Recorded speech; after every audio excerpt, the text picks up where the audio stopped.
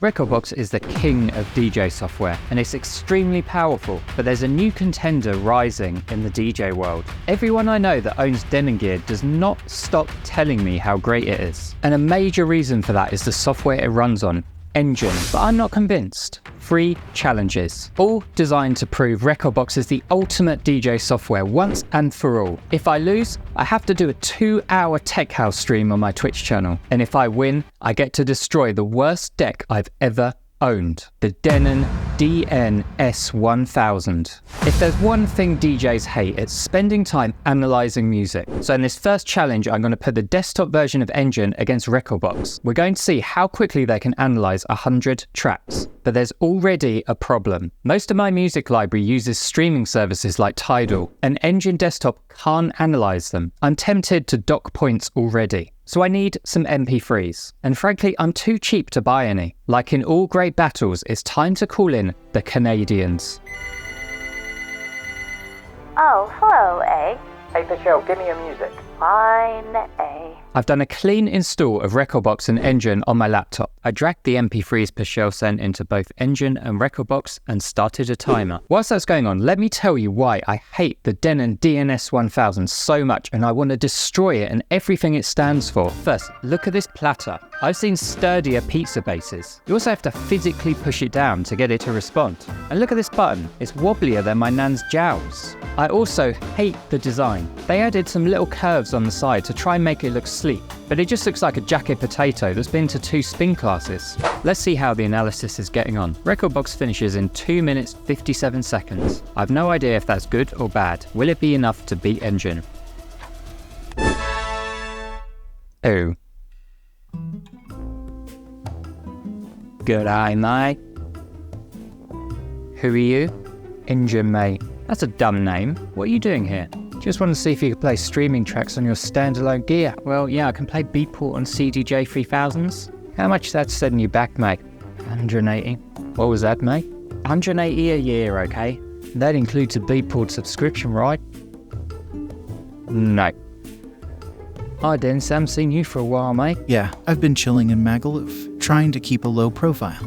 We should grab a cold one and catch up. Does Tuesday work for you?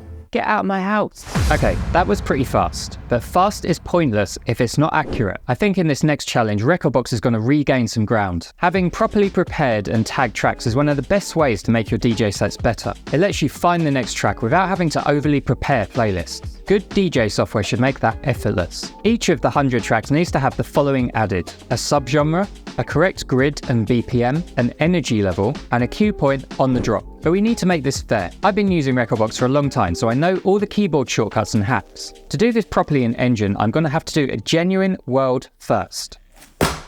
I'm going to read the manual. After hours of studying, I was ready. Rekordbox was first up. Things started pretty well. Rekordbox had got the BPM right on most of the tracks. There were still a few it had read as half the BPM. Luckily, I'd set up my own custom keyboard shortcut to instantly double it, and that's something you can't do in Engine. My tactic was to find the drop, then I used Option and Free to set the downbeat of the grid on it. Setting the hotkey was easy too. I always use Q3 to mark the drop, so I just pressed the number 3. For energy, I've got a crafty trick up my sleeve. Recently, I've started using the rating field as an energy tag. This makes it really easy to visually tag tracks, and it also works great on CDJs. All I needed to do was double-click the star rating. The last thing to do was add the subgenres. To save time, I set up a bunch of tags. Then I just ticked the tag on each track as I went through. The last step was to create an intelligent playlist and pull in all the tracks matching each tag. Then I could just bulk add the subgenre. You again. What do you want? Mate, did you know I have smart playlists now? Well, that's really great. You must be so proud. Do you have smart playlists? Mate.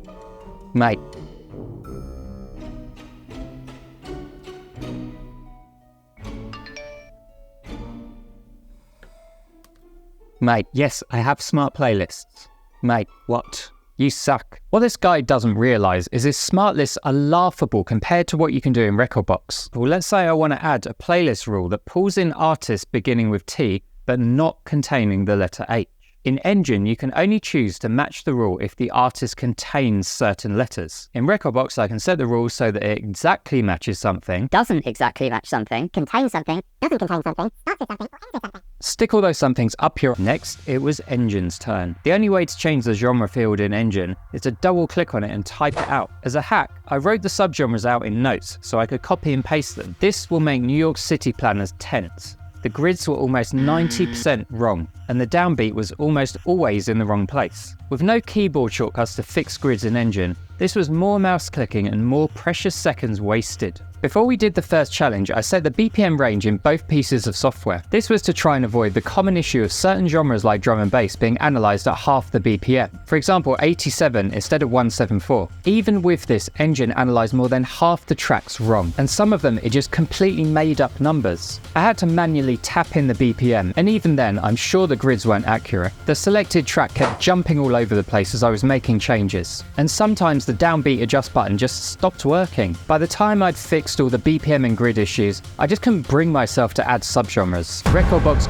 crushed Engine in this challenge. Its analysis was slower, but way more accurate, and it meant I'm one step closer to being able to destroy my arch nemesis. There's only one challenge left. The competitors are neck and neck. Most DJ software has two functions: track preparation and performance. Rekordbox does both of these in one piece of software. Engine makes things a bit more confusing. Engine DJ Desktop runs on your laptop and is only for track preparation. Engine OS runs on the controller. It can do performance, and with recent software updates can do a little bit of track preparation as well. For this final challenge, I had to get myself some gear running Engine. Today's video is brought to you by nobody. So I spent my own money buying a Newcomer Mixstream ProGo Flow No-Yo. It's an entirely standalone piece of gear. Speakers, a battery, and of course Engine OS are built right into the unit. You literally never have to touch a laptop if you don't want to. It's going to be facing off against my trusty DDJ 1000 running Rekordbox on my laptop. When you're mixing, sometimes you only have a few seconds to decide what track to play next. So how do Rekordbox and Engine compare when the pressure is on? To put them to the test, I had to make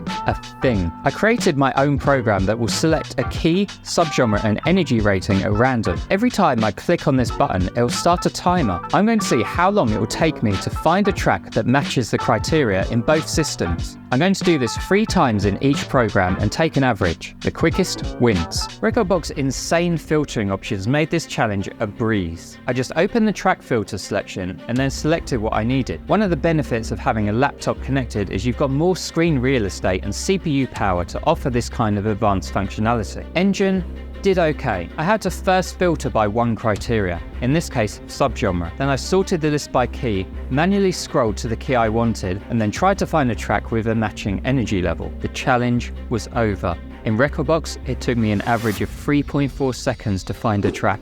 It was all down to this final result. Rekordbox had done it. It was time to get my revenge. Don't do it, man. Please don't drill me. I have been and always shall be your friend. I couldn't do it. I hated this thing. The track skipped, it chewed up hundreds of my Memorex CDs, and the ergonomics were horrible, but in some messed up way.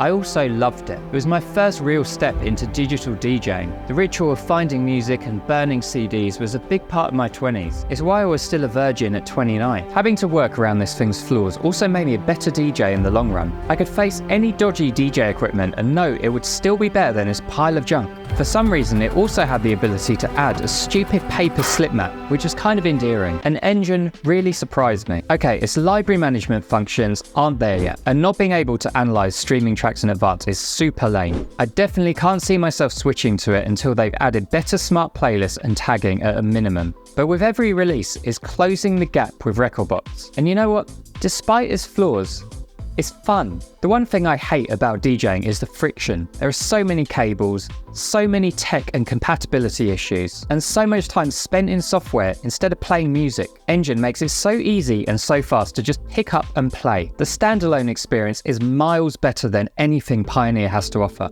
For now, Rekordbox retains its crown as the ultimate DJ software. It can do things that Engine can't or won't ever be able to do. But to get the most out of it, check out this video next where I teach you about 10 Rekordbox settings you may not know about.